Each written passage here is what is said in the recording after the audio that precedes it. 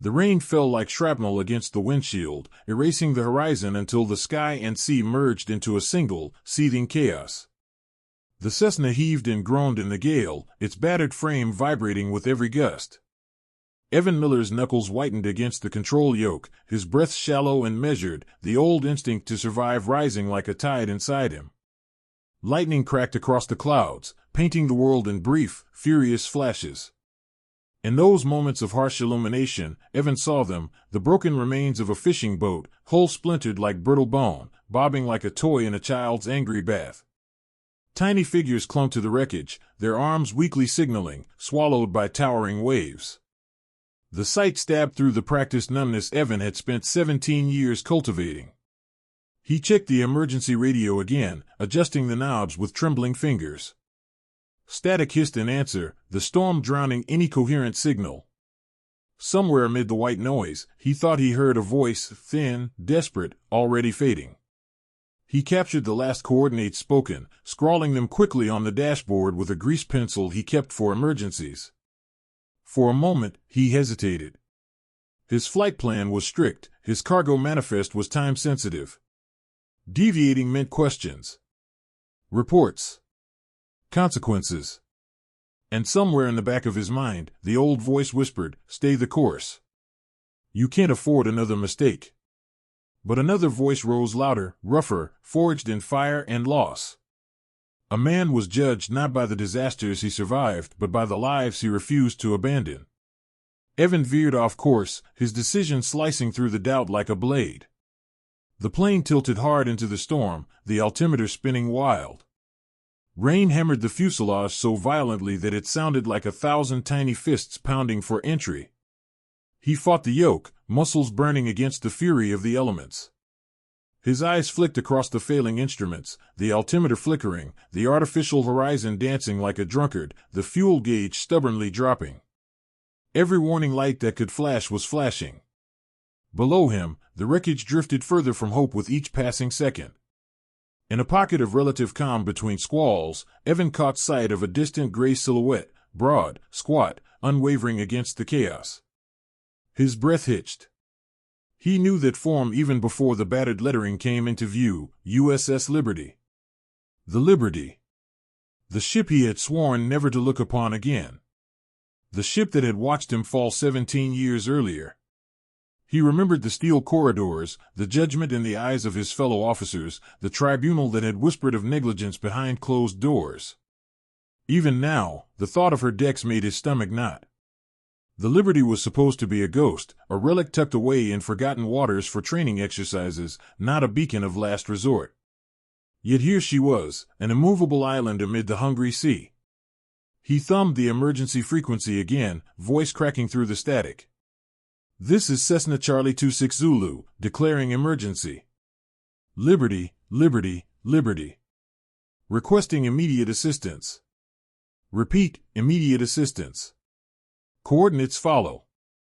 Only garbled echoes answered him.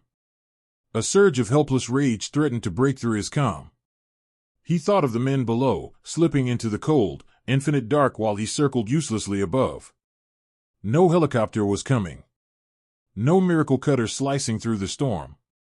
Only him, a man flying an aging Cessna patched together with more hope than metal. One glance told him the truth. The Liberty's deck was slick, narrow, and utterly unfit for any kind of landing in weather like this. It would be insanity. It would be suicide. But it would be action. He set his jaw, hand steady despite the screaming in his head.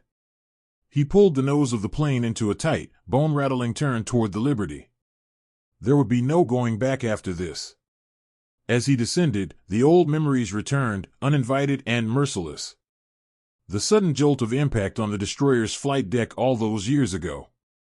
The sirens. The smoke. The faces of comrades, their trust shattered alongside twisted metal. The official report had cleared him of fault, citing mechanical failure. But guilt was a far crueler sentence than any court could impose. And now, here he was again, flying straight into the jaws of judgment. The rain turned the windshield into a canvas of shifting rivers. He wiped it uselessly with the edge of his sleeve, squinting into the storm for any glimpse of the deck. Turbulence slammed the aircraft, throwing it into a gut-churning lurch. The airspeed indicator jittered wildly, caught between truth and malfunction. Below, he saw them, the Liberty's crew scrambling on deck, a few figures frantically waving. Someone must have seen him circling. Someone must have understood what he intended to do. He tapped out a quick mayday code on the transponder, the old habit flowing from his fingers like a prayer. Altitude dropping. Stall alarm screaming. Metal creaking. Yet a strange calm settled over Evan, like the eye of the storm finding him, if only for a moment. The landing would be brutal. Maybe fatal. But the men in the water didn't have another hour to spare. He brought the Cessna lower, fighting each gust with every ounce of strength left in his arms. The Liberty's deck rose up toward him, slick steel gleaming under floodlights distorted by sheets of rain. Seconds stretched into lifetimes. Every decision he had ever made led to this narrow, final window. The wheels touched the deck with a bone-jarring thud. The aircraft skidded, hydroplaning across the slick surface like a stone on a pond. Evan slammed the brakes, hard hammering. The plane fishtailed, veering dangerously toward the starboard rail. Out of the mist, a cable snapped into view, a hastily rigged emergency barrier stretched across the deck. Evan had a fraction of a second to react. He angled the nose slightly and prayed. The Cessna hit the cable, the impact snapping Evan forward against his harness. The plane jolted to a violent stop, shuddering as the cable strained, then held. Silence, for one heartbeat. Then the storm roared in again, as if angry it had been defied. Evan sat there, hands frozen to the yoke, chest heaving. Around him, crew members rushed forward, shouting unheard orders against the wind. Some stared at him as if unsure whether to salute or arrest him. He welcomed neither. He wanted only one thing, to help. Unbuckling his harness, he climbed out into the storm, feeling the cold bite deep into his bones. His boots slipped on the deck, but he barely noticed. Somewhere beyond this steel island, men were dying. And Evan Miller had not crossed his own haunted past to let them drown. The storm showed no mercy. Sheets of rain battered the Liberty's deck, turning it into a treacherous river of steel and water. Evan stumbled as he moved, his soaked flight suit clinging like a second skin. The crew surged around him, voices lost in the howling wind, their faces a blur of urgency and disbelief. He didn't wait for orders. He didn't need to. Already, rescue teams were deploying lifeboats, wrestled into the churning sea by gloved hands fighting the elements. Evan grabbed a line, steadying a launch as it dipped dangerously under the weight of the storm. His muscles screamed in protest, but he ignored the pain. It felt almost holy, a penance long overdue. Lightning flickered again, revealing faces around him, young sailors whose names he would never know, their fear sharpened into focus. Men who had not yet tasted the kind of regret that had hollowed him out years ago. Through the chaos, he glimpsed a figure approaching, a man built like a monument, his uniform soaked but his posture unyielding. Colonel Dan Barlow. The name hit Evan like a blow. Barlow's hair was grayer now, the once black mustache trimmed but still stern, the face carved deeper by time. It was Barlow who had once called for Evan's removal from active service. Barlow who had spoken, in clipped military brevity, about unacceptable judgment under pressure. Evan could still hear those words like G** fire inside his mind. For a brief, crackling instant, their eyes met, two men shackled by the same past. Tension crackled between them, thicker than the storm, heavier than the loaded sky. But neither spoke. There was no time for old wars. Without a word, Barlow pointed toward the lifeboats, his jaw set like iron. Evan understood. Action first. Reckoning later. As the Liberty's small rescue vessels launched into the maelstrom, Evan stood on the deck, one hand gripping a stanchion to stay upright. He strained his eyes against the darkness, the rain lashing like whips across his face. Minutes dragged like hours. The storm showed no signs of easing. Waves battered the side of the ship with deafening crashes, spray rising high above the deck. Men in the water fought to stay afloat, their arms flailing weakly, their life jackets barely visible in the monstrous sea. Through binoculars handed to him by a deck officer, Evan counted. 1, 2, 3 survivors clinging to wreckage, their strength draining visibly with each passing moment. He didn't see the others. 2 more were missing, swallowed by the blackness. The crew on the Liberty worked with brutal efficiency, winching survivors aboard the lifeboats and hauling them, limp and battered, back toward the cruiser. Medics rushed forward with stretchers as the first rescue vessel slammed against the side of the Liberty, sailors scrambling to secure it. Evan watched, heart hammering, as the first man was lifted aboard, a fisherman no older than 20, his lips blue, his body trembling uncontrollably. Another followed, coughing up seawater, clinging to the stretcher with the ferocity of the newly reborn. The third was unconscious. CPR was started immediately, the medics barking silent orders in the storm. There was no sign of the missing 2. Evan's shoulders sagged with the unbearable weight of that reality. Even with all they had done, the sea had still claimed its due. A hand clapped hard on his shoulder, dragging him back into the present. Barlow again, his face unreadable, but something flickered there. Not forgiveness. Not yet. But acknowledgement. Without needing to speak, Evan knew what it meant. If not for him, all 5 would be dead. As it was, 3 souls had been torn from the jaws of a merciless ocean because he had chosen to act when it mattered most. Still, the hollow inside him throbbed with the loss of the 2 they had not saved. The deck grew more crowded as the Liberty's crew, wet and shivering, secured the rescue boats and rushed the survivors below. Evan stayed where he was, battered by wind and water, until the last sailor had disappeared inside. He could have gone below to warm up, to strip off the soaked flight suit and wrap himself in a regulation-issue blanket.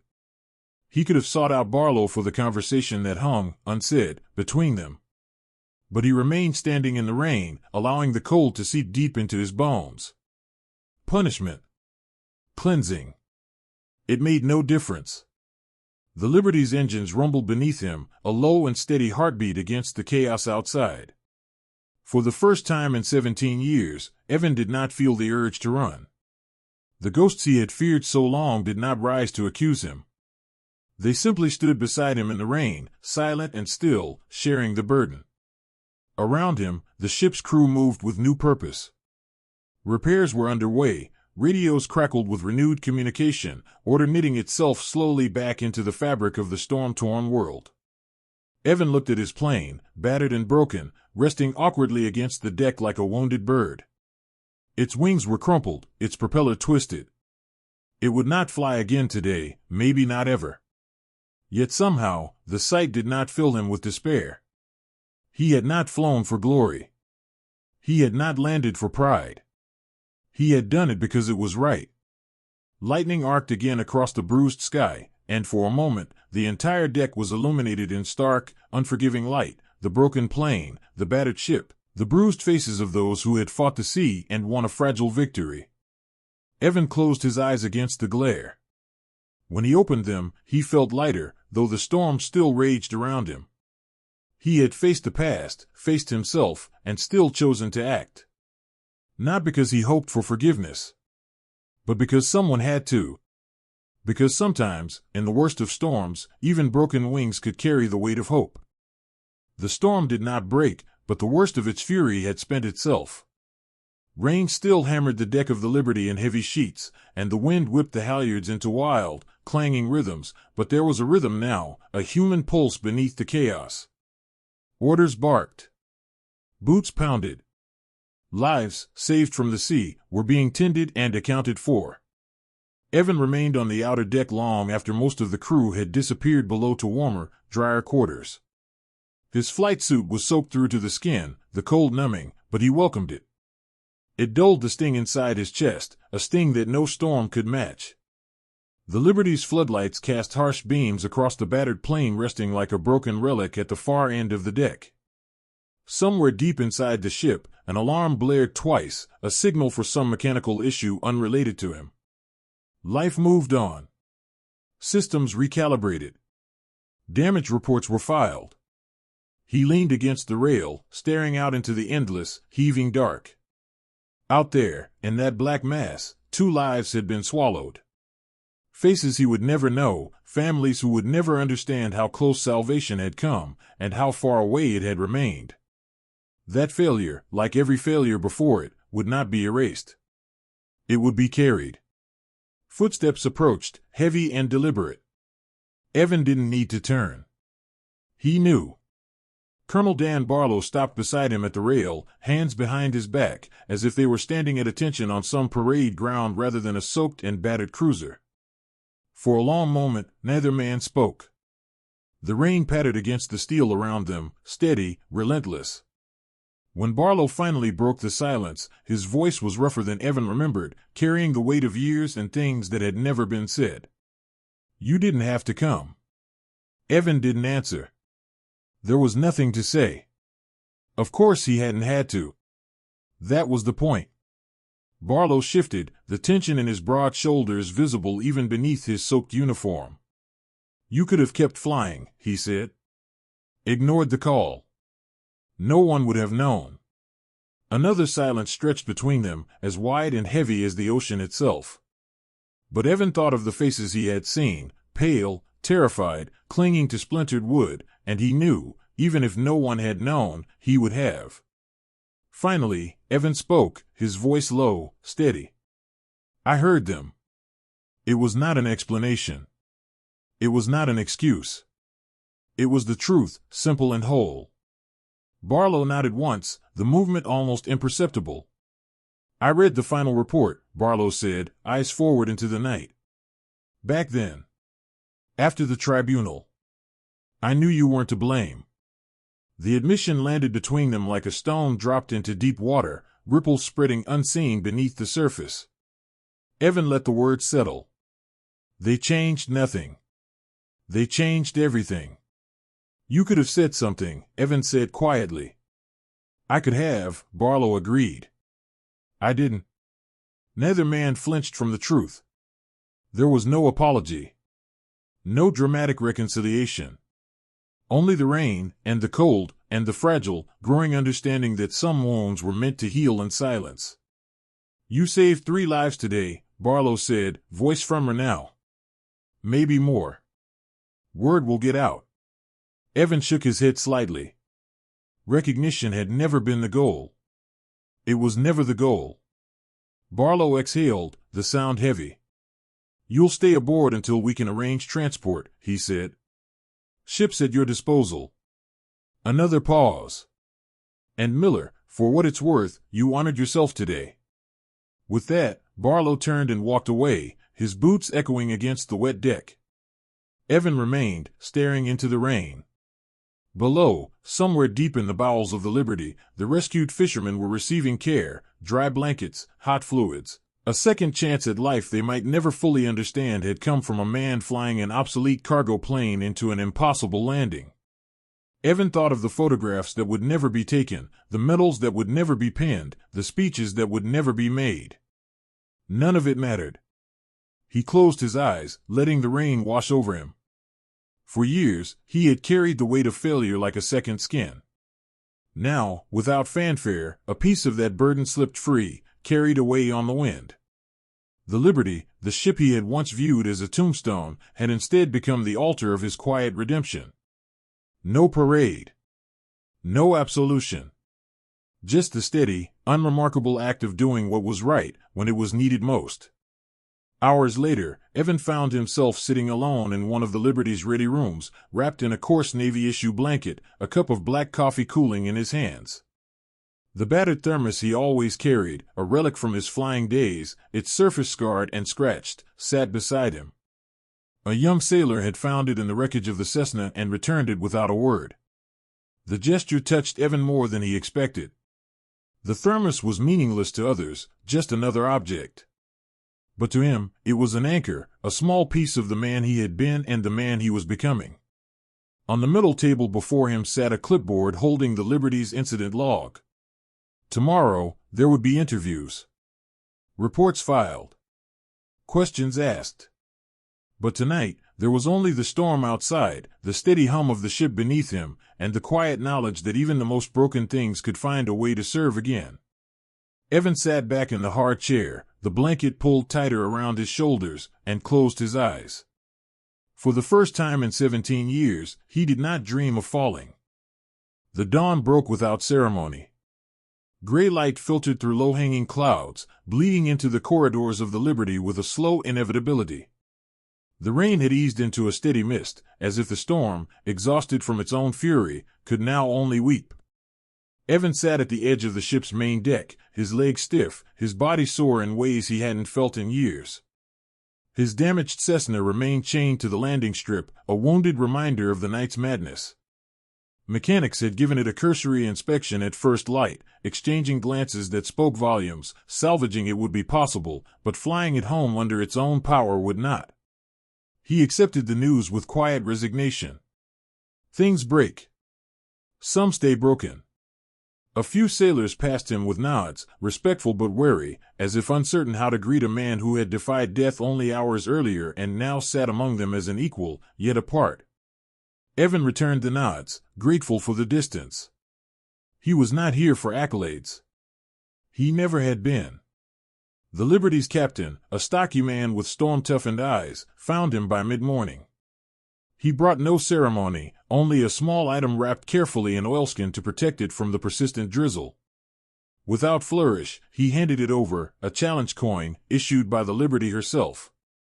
A heavy token, etched with the ship's crest and the words, "Service above self."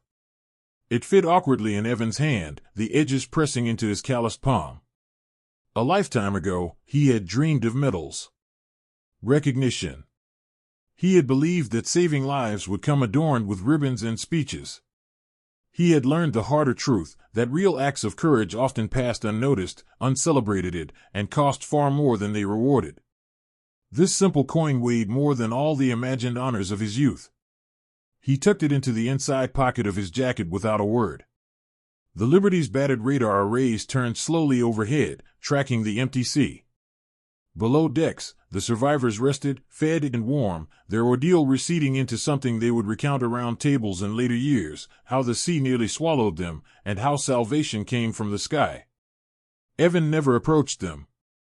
He didn't need to. Their survival was enough. A few hours later, after final checks and signatures, Evan was offered transport back to the mainland aboard a military cargo helicopter. He declined. He had a stubbornness about these things, preferring to chart his own way back, even if it meant waiting longer, even if it meant solitude. While waiting for civilian transport to be arranged, Evan found himself wandering the Liberty's lower decks, familiar yet alien after so many years.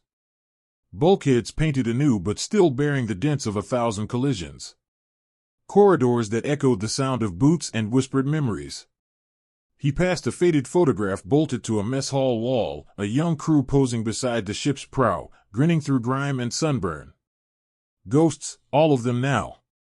Or perhaps, like him, they simply lived quieter lives beyond the steel.